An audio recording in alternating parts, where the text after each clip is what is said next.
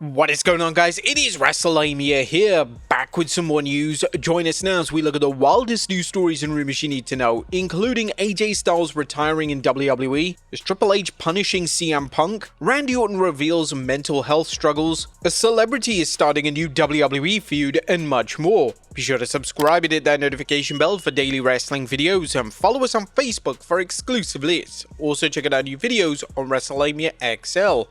Now let's see the intro and get straight into our first story.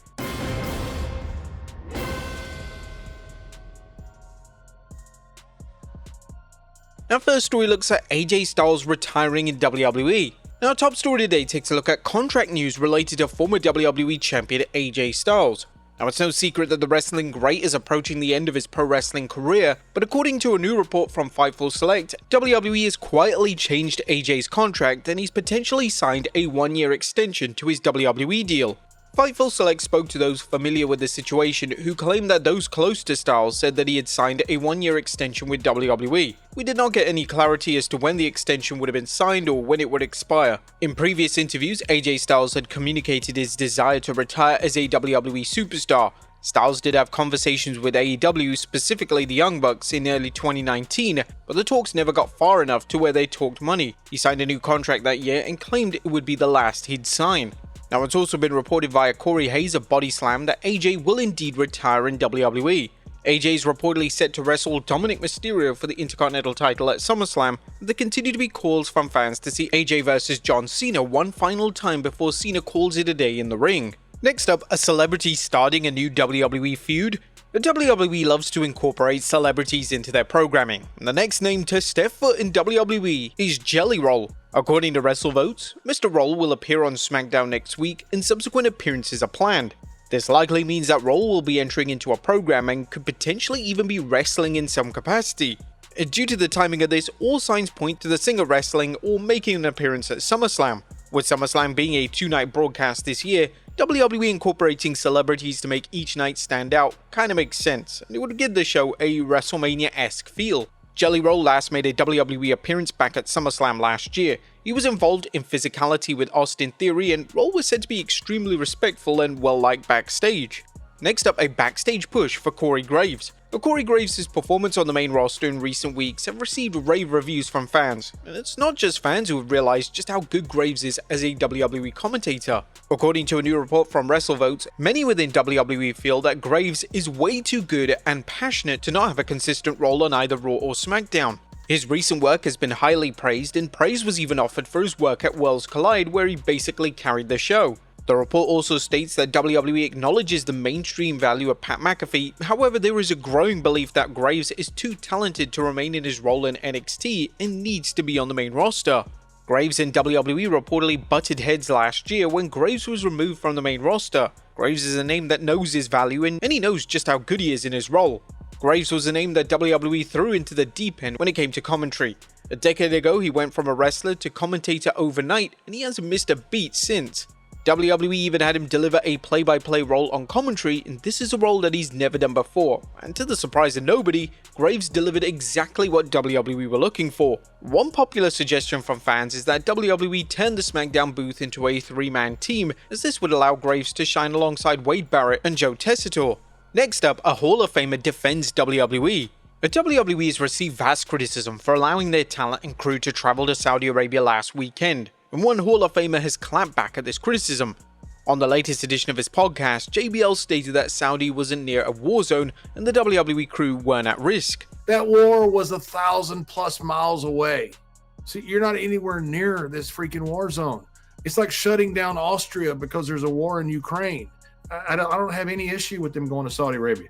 And I think all of this clamoring about, oh, how dare you send people into a war zone? I've been to war zones. That ain't a war zone. JBL would also take aim at those who feel uncomfortable with the working relationship between the two sides. Look, if you want to put a moral test on whoever you work for or work with, are you going to be like some religious purist that, people have different views and people consider different things wrong. Some people consider drinking of anything wrong. Some people consider smoking weed, it's legal. Completely wrong. Some people consider that if you have sex outside of marriage, you should be thrown out of a church. It depends on how you interpret the Bible. But you can't put that on somebody else. You can't put that on WWE going, well, how do you work with these guys, or how do you work with those guys? Because you could literally say that in any arena in the world. You could find somebody that you have a different agreement with, have a difference of opinion with, and a difference of moral views with. JBL certainly didn't hold back with these recent comments, and it's interesting to hear an alternative stance on the situation.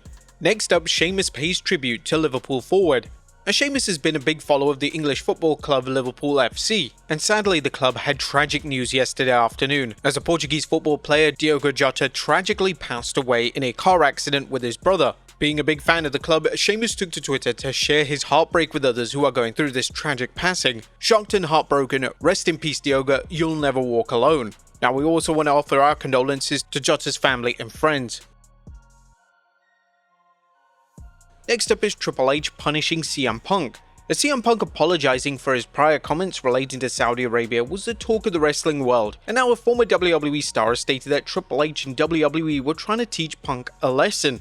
According to Stevie Richards on his podcast, he believes that the game hasn't forgotten all about the bad blood between he and Punk, and he drew comparisons to the way Vince McMahon used to treat talent.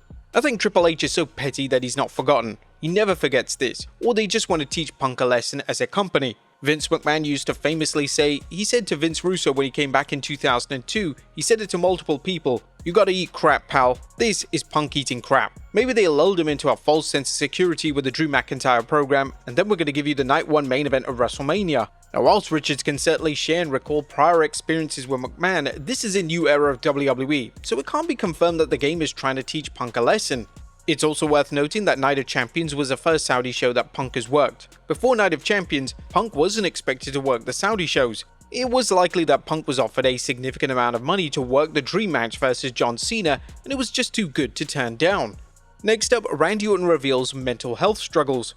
Randy Orton delivered a candid interview with Stephanie McMahon for her Stephanie's Places show, and Orton opened up regarding his mental health struggles. According to the wrestling legend, he began to have panic attacks, and it was so bad that flying became an issue for him. "I was having panic attacks and it started to become hard to fly, started to become hard to stay in another bed, and I would be up all night. It was really tough, and I think it came to a head when I had my spinal fusion and I was out for like a year and a half, and it was like, here's my identity, this is who I am. This is the one thing I know that I'm good at and I get respect for, and I can't do it anymore. And for like 6 months I was under the impression that that was it." Orton would then reveal that he spent a period on antidepressant and anti-anxiety medication. "During that 6 months when I thought it was over, it was such a shock. When I was younger, I felt so mentally strong and tough, like nothing could shake me. And then I got to a dark place and started falling back into old habits. My wife saw it happening and I was put on some SSRIs, antidepressant, anti-anxiety medication. I've actually been off them for about 6 months now and I feel like myself again, but I needed them for a few years. I can't believe I'm even talking about this. I don't know if I could do this job anymore." Now, thankfully, Orton is doing much better, and he would confirm that he's learned how to deal with his struggles without taking medication, and he's been able to cope without the medication for 6 months. Then I met an amazing doctor who gave me pages of info of how to handle panic attacks. I don't know if the medication ever really worked. I didn't like it because it didn't feel like me, but I kept taking it because I thought it needed to stop the panic attacks. I was still having them anyway. Honestly, it's been about 6 months since I've had one. But wrestlers talking openly regarding their mental health struggles is so important. Wrestlers, particularly those such as Orton, are role models for multiple generations of fans, both young and old. And fans seeing their idols sharing their battles will make them realize that it's okay to not be okay. We think that Simon Miller made a great point on his Twitter account, saying, "Randy Orton talking about having panic attacks is genuinely incredibly important. Dude is mad successful, done it all, come across like he's rock solid. Even he gets them. Surely means it's pretty normal everyone else would too." Powerful stuff. Next up, a wrestling icon returning to AEW. Fans are firmly expecting the main event of All In between Jon Moxley and Adam Page to be AEW's version of WrestleMania 40, and now it looks like AEW are bringing in Sting for the show. According to Fightful Select, Sting has been discussed for a cameo, and Sting will be in the area thanks to him doing a signing and photo booth at StarCast. Fightful Select has learned that Sting has long been discussed for a potential cameo or appearance on AEW All In. The internal suspicion is that it would be tied to if Darby Allin was on the show in some capacity and what he could be doing on the show. This isn't too much of a surprise as Sting lives in the Texas area and was a surprise at AEW All In ticketing on sale event in December. Stinger noted that he expects to be at the event. He's also doing a signing and photo op at StarCast. There's a ton of pressure on AEW to deliver with the All In main event, and if things go right, it could be one of the most memorable matches in the company's existence. And finally is AEW signing a former WWE champion. Our final story today takes a look at potential new AEW signing, as it looks like AEW are about to sign former WWE Women's Tag Team Champion Isla Dawn. WrestleVotes is reporting that AEW is heavily interested in Dawn, with one source noting that she was recently backstage at an AEW show. The report noted that the expectation is that Dawn will begin working AEW shows in the very near future, but a specific date or show wasn't provided. But there you have it, folks, the wildest news stories and rumors you need to know. Be sure to leave your comments down below. I'll see you next time with some more wrestling content.